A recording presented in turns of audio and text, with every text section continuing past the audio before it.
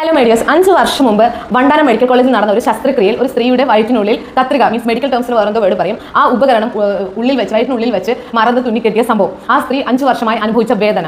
അപ്പോൾ ആ സ്ത്രീ 5 വർഷമായിട്ട് പലപ്പോഴായിട്ട് വേദനയായിട്ട് ബന്ധപ്പെട്ട ഹോസ്പിറ്റലിൽ സമീപിച്ചിട്ടുണ്ട്. പക്ഷേ എന്തുകൊണ്ട് ഈ വേദന എന്ന രീതിയിൽ ഒരിക്കൽ പോലും സ്കാൻ ചെയ്ത് നോക്കിയില്ലേ എന്നുള്ളതാണ്. ഈ 5 വർഷം എന്തുകൊണ്ട് നീണ്ടുപോയി എന്നുള്ളത് വലിയൊരു ചോദ്യമാണ്. ഇനി എന്ത് തന്നെയാണെങ്കിലും ഇതിന്റെ പേരിൽ നടക്കുന്ന കുറേ വിരോധാഭാസം അതെനിക്ക് പറയാതിരിക്കാൻ വയ്യ കേട്ടോ. അതാണ് ഞാൻ ഈ പറയുന്നത്. ഒന്ന്, ഇത് ചെയ്തു എന്ന് ആരോപിക്കപ്പെടുന്ന ഡോക്ടർ അവർ പറഞ്ഞ കാര്യങ്ങളാണ്. ഒന്ന്, അവർ പറഞ്ഞു അവർക്ക് ഇതിനെക്കുറിച്ച് ഒന്നും അറിയില്ല, അവർക്ക് ഓർമ്മയില്ല എന്ന് പറഞ്ഞു. പക്ഷേ കോവിഡ് കാലഘട്ടത്തിൽ അടിയന്തരമായി ഈ ശസ്ത്രക്രിയ ചെയ്യേണ്ടി വന്ന സാഹചര്യം അവർ വ്യക്തമായി പറയുന്നുണ്ട്, എന്തൊക്കെ കാരണങ്ങളാണെന്ന് പറയുന്നുണ്ട്. പക്ഷേ ഈ സർജറിയുമായി ബന്ധപ്പെട്ട ഒന്നും അവർക്ക് ഓർമ്മയില്ല, അവർക്ക് അറിയില്ല. എല്ലാം കഴിഞ്ഞിട്ട് അവർ പറയാം ഈ ശസ്ത്രക്രിയയ്ക്കുള്ള ഉപകരണങ്ങളുടെ ഒരു ലിസ്റ്റ് തയ്യാറാക്കും. ആ ലിസ്റ്റ് എന്തോ വീഴ്ച പറ്റിയിട്ടുണ്ട്, അത് നേഴ്സ് തയ്യാറാക്കും. നേരെ അത് നേഴ്സിന്റെ തലയിൽ ഇട്ട് വെച്ചു. അപ്പോൾ ലിസ്റ്റ് ഇല്ല ഉപകരണങ്ങളുടെ എന്നുണ്ടെങ്കിൽ ഉപകരണങ്ങളൊക്കെ ഉള്ളിൽ വെച്ച് തുന്നി കെട്ടുമോ എനിക്കറിയില്ല. അപ്പോൾ എന്തായാലും ഒരു ഡോക്ടർ നിലയിൽ അവർ സംസാരിച്ച രീതി വളരെ മോശമാണ്. ഇനി അവരാണത് ചെയ്തിട്ടുണ്ടെങ്കിൽ നിങ്ങൾ കണ്ണുമടച്ച് സമ്മതിക്കുക, നിങ്ങൾ ശിക്ഷ അനുഭവിക്കണം. കാര്യം അത്രയും മാത്രം സിസ്റ്റമാറ്റിക് ആയിട്ടുള്ള കാര്യങ്ങളുള്ളപ്പോൾ ആരാണ് ആ സർജറി ചെയ്തത് വളരെ വേഗത്തിൽ കണ്ടുപിടിക്കാൻ പറ്റും അല്ലെ? ഇത്ര നീണ്ടു പോവേണ്ട കാര്യങ്ങളൊന്നും. അടുത്തത് പാർട്ടിക്കാരും കുറെ പാർട്ടി രാഷ്ട്രീയം കടന്നു വരുന്നു. അവിടെ അവർ പറയുന്നു മന്ത്രിസഭ രാജിവെക്കണം, ഇപ്പോൾ ഉള്ള പാർട്ടിക്കാർ മൊത്തം രാജിവെക്കണം. ഇതൊരു ആദ്യ സംഭവമല്ല.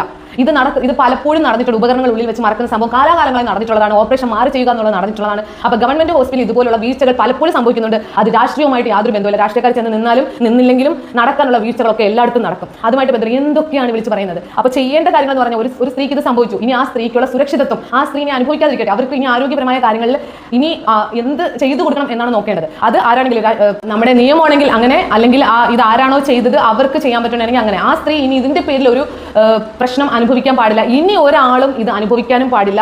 വളരെയധികം ശ്രദ്ധിക്കണം എന്നുള്ളത് അതാണ് ആദ്യം വേണ്ടത്. അല്ലാതെ ഇതിന്റെ പേരിൽ കുറെ അത് കഴിഞ്ഞ റിപ്പോർട്ട് ചാനലുകാർ എന്തൊക്കെയാണ് വിളിച്ച് ഗവൺമെന്റ് ഹോസ്പിറ്റലുകളിൽ നടന്നിട്ടുള്ള എല്ലാ സർജറികളുടെയും സ്കാനിങ് റിപ്പോർട്ട് എടുക്കണം. ഉപകരണങ്ങൾ വെച്ച് മറന്നുപോയിട്ടുണ്ടോ എന്ന് നോക്കാം. എന്തൊക്കെയാണ് നിങ്ങൾക്കൊക്കെ കുറച്ചെങ്കിലും ബോധമുണ്ടോ? ഇപ്പോൾ ആ ഒരു സ്ത്രീ അനുഭവിക്കുന്ന മാനസിക വിഷമം എന്താണ് എന്ന് നിങ്ങൾ മനസ്സിലാക്കും. ആ സ്ത്രീക്ക് വേണ്ട സുരക്ഷിതത്വം കൊടുക്കും. അവർക്ക് ഇനി എന്താണ് വേണ്ടതെന്ന് നോക്കൂ. അല്ലാതെ ഇതിന്റെ പേരിൽ ഇത് ചൂഷണം ചെയ്യപ്പെടുകയാണ്. മൊത്തത്തിൽ ഇങ്ങനെ എടുത്ത് ചൂഷണം ചെയ്യും. ഗവൺമെന്റ് ഹോസ്പിറ്റലുകളിൽ നടക്കുന്ന ഈ ഗുരുതര വീഴ്ചകൾ പ്രൈവറ്റ് ഹോസ്പിറ്റലുകൾക്ക് മാറി നിന്ന് ഊറിച്ചിരിക്കാൻ ഒരു കാരണമാകും. ഞാൻ വേണമെങ്കിൽ നിങ്ങളോട് പറയാം. കാരണം പാവങ്ങൾക്കും സാധാരണക്കാർക്കും പോകാൻ പറ്റിയ ഒരേ ഒരു ഇടമാണ് ഈ ഗവൺമെന്റ് ഹോസ്പിറ്റലുകാർ. അപ്പോൾ അവിടെ ഇതുപോലത്തെ സംഭവം നടക്കുമ്പോൾ പേടിച്ചും ഭയന്നും ഇല്ലാത്ത കാശ് ഉണ്ടാക്കി കടം മേടിച്ചും നേരെ പ്രൈവറ്റ് ഹോസ്പിറ്റലിലേക്ക് പോകും. കഷ്ടം തന്നെ.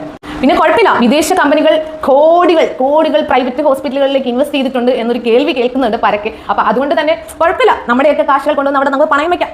നമ്മുടെ ജീവിതം തന്നെ അവിടെ പണയം വയ്ക്കാം. അപ്പോൾ ദയവ് ചെയ്ത് പോയിന്റ് ഗവൺമെന്റ് ഹോസ്പിറ്റൽ അധികൃതരെ നിങ്ങൾ ദയവ് ചെയ്ത് ശ്രദ്ധിക്കൂ, നോക്കൂ, പാവങ്ങളോട് ക്രൂരത നിർത്തൂ. മറ്റൊരു സത്യം കൂടെ പറയാം. പാർട്ടി രാജിവെക്കണമെന്ന് പറഞ്ഞു. കാലാകാലം 10 വർഷമല്ല 20 വർഷമല്ല 30 വർഷം മുമ്പ് കിടക്കുന്ന സെയിം മെഡിക്കൽ കോളേജിന്റെ സിറ്റുവേഷൻ തന്നെയാണ് ഇന്നും മെഡിക്കൽ കോളേജിന്റെ സിറ്റുവേഷൻ.